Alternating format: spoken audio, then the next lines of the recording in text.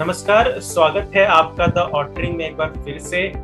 और जब ऑस्ट्रेलिया में इंडियन टीम गाबा को फोर्ट्रेस को ब्रीच कर रही थी और ऑस्ट्रेलिया में अपना नाम जमा रही थी और उस ऐतिहासिक पल को जी रही थी और ऑस्ट्रेलिया पे जीत हासिल कर रही थी, तो एक नाम बहुत ही ट्रेंड कर रहा था ट्विटर पे, वो था राहुल द्रविड़ का।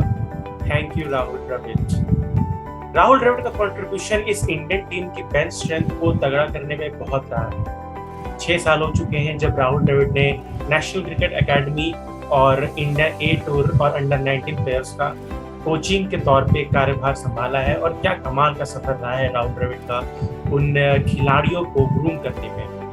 आज हम फिर से जुड़े हैं आदित्य के साथ इसी विषय पर चर्चा करने के लिए कि राहुल द्रविड़ का इंडियन क्रिकेट टीम की जो बेंच स्ट्रेंथ है और ये जो नए जनरेशन के प्लेयर है उनमें उसका क्या कंट्रीब्यूशन रहा और किस हद तक ये जो टीम है वो आज बहुत ही नाम कमा रही है। स्वागत है आदित्य आपका फिर से हमारे इस चर्चा में। तो जब ऋषभ पंत जब गाबा में 89 रन की पारी खेल रहे थे और शार्दुल ठाकुर और वाशिंगटन सुंदर ने वो कमाल का जो एक पार्टनरशिप किया था गाबा में, तो और इसी तरह जितने भी अभी यंग प्लेयर्स हैं इंडियन टीम में, चाहे पृथ्वी शॉ हो गए, हनुमा विहारी हो गए, मयंक अग्रवाल हो गए, ये कमाल का प्रदर्शन रहा है इन सभी नए जनरेशन के प्लेयर को। तो आप क्या देखते हैं, किस तरह से देखते हैं राहुल द्रविड़ की कंट्रीब्यूशन इस इंडियन टीम की बेंच स्ट्रेंथ को तगड़ा करने?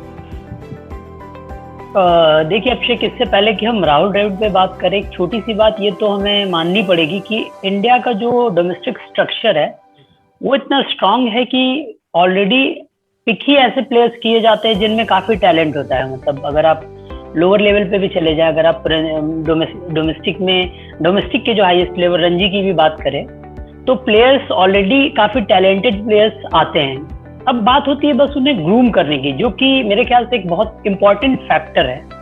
और यहाँ पे राहुल द्रविड़ का रोल उन्होंने बखूबी निभाया है।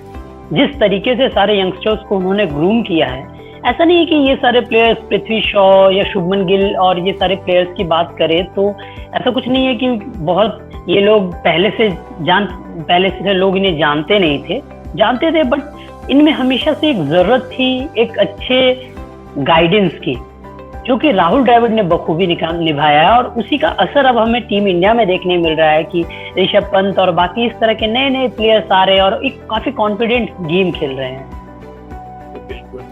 और ये तो बात हुई, लेकिन अगर हम इस थोड़ा पीछे बिहाइंड द सीन्स आपको लेके चलते हैं, जब एनसीए में ये जो प्लेयर्स जो प्रैक्टिस करते थे वो उनका एक परफॉर्मेंस एनालिसिस होता था। राहुल द्रविड़ और पारस मामरे भी थे इंडिया के अभी जो कोच है एनसीए में, वो हर हफ्ते एक रिपोर्ट बनाया जाता था हर प्लेयर्स का कि किस तरह से वो एक प्लेयर है जो क्या गलती कर रहा है, किस तरह से शॉट खेल रहा है, किस एंगल पे बैट चला रहा है, अगर वो बॉल को मार रहा है तो कितनी दूर तक ट्रैवल कर रहा है गेंद। और इसी तरह का हर वीक जो रिपोर्ट बनता था उसको कंपेयर किया जाता था कि क्या वो प्लेयर इंप्रूव कर रहा है, उस पर फीडबैक दिया जाता था।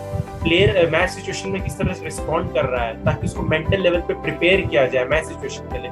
तो ये सारी चीज होती थी। जो राहुल द्रविड़ ने एक नया रवैया अपनाया था, एक नया टेक्नोलॉजी, एक नया चीज जो कि पहले के जमाने में हम इतना एफर्ट्स किसी भी एक जो प्लेयर होता है कोच होता है वो नहीं देखते थे। तो क्या आप बोलना चाहेंगे कि किस तरह से ये इन प्लेयर्स को इंटरनेशनल लेवल के लिए तैयार किया है? क्योंकि आज जितने भी प्लेयर हैं वो एकदम फियरलेस है, चाहे ऋषभ पंत हो चाहे ईशान किशन हो, वो पहले ही बॉल में आके छक्का मार देते हैं। तो किस तरह से इनका जो मेंटल लेवल पे, परफॉर्मेंस लेवल पे राहुल द्रविड़ ने तैयार किया है? देखिए, ये इसकी बात की शुरुआत तो फिर से वही होती है जो आपने बात बताई कि किस तरीके से प्लेयर्स की एक एक छोटी छोटी चीजों को मद्देनजर रख के काम किया जा रहा है कि कौन सा प्लेयर कहाँ अच्छा कर रहा है, कौन सा प्लेयर कहाँ बुरा कर रहा है और कौन से ऐसी जगह है जहाँ पे उन्हें और मेहनत करने की जरूरत है। तो अगर आप इतनी माइनर डिटेल्स को अगर शुरू से ही फिल करके चलेंगे तो इंटरनेशनल लेवल खुद में देखिए क्रिकेट इवॉल्व कर चुका है, बहुत ज्यादा इवॉल्व कर चुका है। अब हर प्लेयर, हर इंटरनेशनल प्लेयर की वीकनेसेस पता है लोगों को, स्ट्रेंथ पता है लोगों को, और उसी की रणनीति बना के अगली टीम आती है। पर अगर आप अपने माइनर से माइनर डिटेल्स पे ऑलरेडी वर्क करके आ रहे हो तो बहुत मुश्किल हो जाता है आपके जैसे प्लेयर को फिर किसी और ओपोनेंट के लिए कि आपके जैसे प्लेयर को टैकल कर पाए।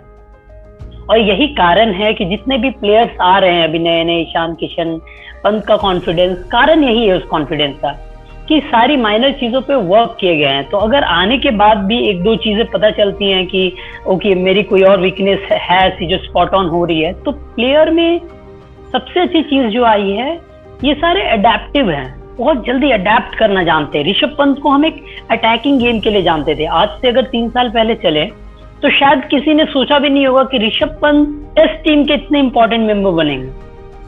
उनको हम व्हाइट बॉल क्रिकेट के अच्छे बल्लेबाज के तौर पे देखते थे, बट आज वो रेड बॉल क्रिकेट के एक बेहतरीन बल्लेबाज बनने के कगार पे है।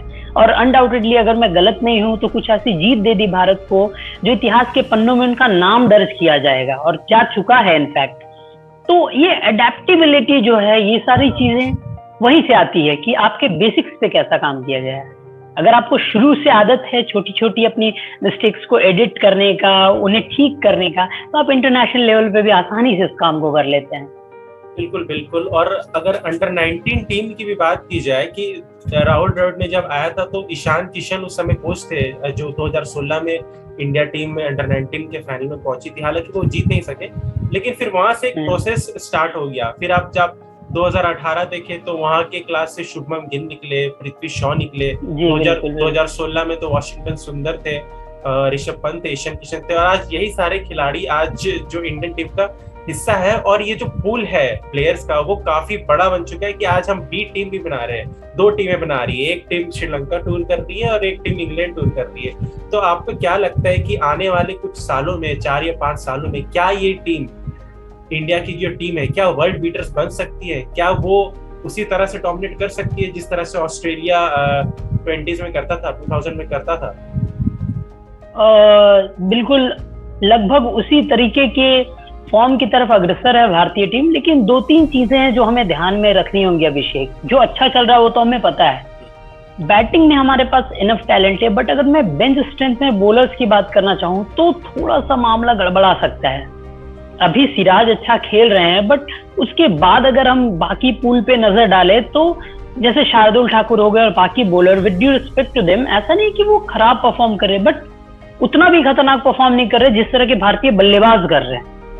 कि आपके बेंच स्ट्रेंथ ऐसी है बैटिंग में कि आप किसी को भी उतार दो तो किसी भी ओपोनेंट के अगेंस्ट अच्छा खेल जाएगा। पृथ्वी शॉ जैसे बल्लेबाज नहीं खेल रहे आपकी टीम में, सूर्य कुमार जैसे बल्लेबाज आप बाहर बैठा के रखिए जिनमें इनॉर्मस टैलेंट है और वो परफॉर्म भी कर रहे हैं। बात सिर्फ टैलेंट की नहीं, वो परफॉर्म भी कर रहे हैं।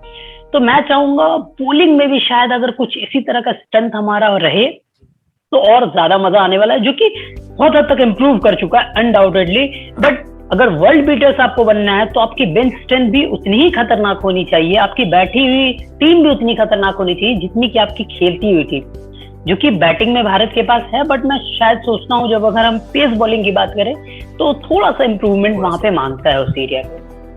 बिल्कुल बिल्कुल। और हम यही आशा करेंगे कि ये जो टीम है वो और तरक्की करे। राहुल द्रविड़ ने जो कार्यभार संभाला था, एक बहुत ही अच्छा एक सुनहरा पल हमारा इंडियन टीम में गुजर रहा है। अगर आप पिछले 5-6 सालों की बात करें तो हर आईसीसी टूर्नामेंट के कम से कम नॉकआउट स्टेज में तो जरूर पहुंचती है। और आज कंपटीशन भी इतना बढ़ गया है इंडियन टीम में कि वो हर आज टीम है, जो टीमें हैं ऑस्ट्रेलिया इंग्लैंड की, सब आज लोहा मनवा चुकी है इंडियन टीम इन सभी देशों में। तो आशा करते हैं कि आने वाले जितने भी बड़े टूर्नामेंट्स हैं आने वाले 5 साल में है, ये जो इस टीम की और भी तरक्की करे, और भी प्लेयर्स आए इवॉल्व करते हुए, और हम पूरे जितने भी सेना कंट्रीज है और पूरे देश में अपना नाम जरूर रोशन करें। और इसमें अगर कोई क्रेडिट होगा जिसका सबसे ज्यादा, तो जिस तौर पे राहुल द्रविड़ का ही होगा। तो जी बिल्कुल। इस वीडियो में आज के लिए बस इतना ही।